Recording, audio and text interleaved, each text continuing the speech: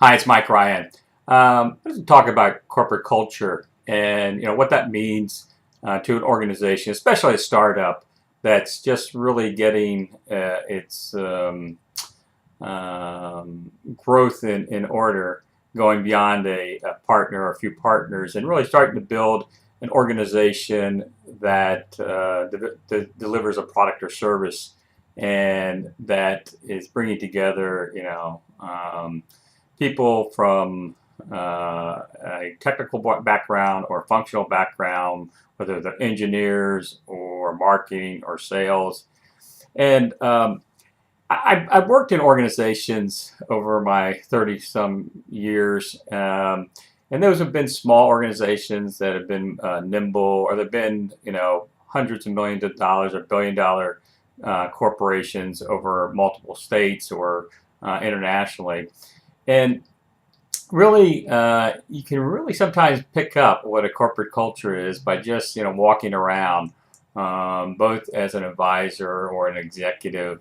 And I think that it's funny because yesterday I happened to be in a pretty well-known corporation in Silicon Valley, and I've been in obviously many over the years. And this one, which happened to have a sublet of some other well-known Fortune 500 companies, it was very interesting to watch. If you look, and this wasn't Google, but if you look at the kind of the environment, if you use Google as an example, a lot of people tried to replicate that by having dogs come in, or having pool table or basketball hoops and that kind of stuff to make it more of a relaxed, and let's say more of a West Coast or California feel versus a button-down East Coast type of corporate culture. But really, beyond the aesthetics or the the environment, which are important, I think it really is important to establish early on what is your corporate culture as an organization, as a company, as you interact with not only customers from the externally but internally. And so anyway, as I was meeting some folks that were subletting in this company, it's very interesting to see the evolution that's happened over the past 2 years or so. When I was there about 2 years ago, where it was lighthearted, people were enjoying themselves.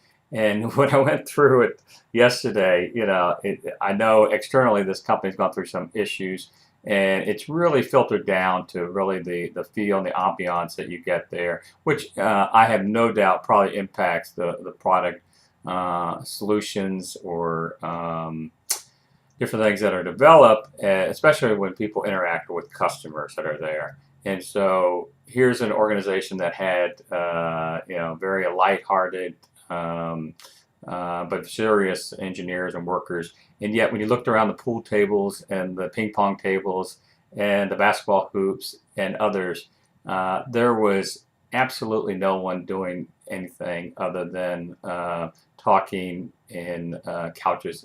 And this was a little bit after lunch, so it was not necessarily lunchtime. But it's very interesting to see how a corporate culture can change over a relatively short period of time. 2 years since last time I was there. And I know this is now a public company. It's gone through a lot of changes, including a layoff, because you could feel the change and understand the corporate culture that's happening there. And my point is that as leaders and as founders of startups, and as they grow, it's very important to establish what that corporate culture is. It's very hard to maintain that over time. And there's been organizations like Intel, Google, and I'm sure Microsoft, others that definitely have a defined corporate culture, at least on the West Coast.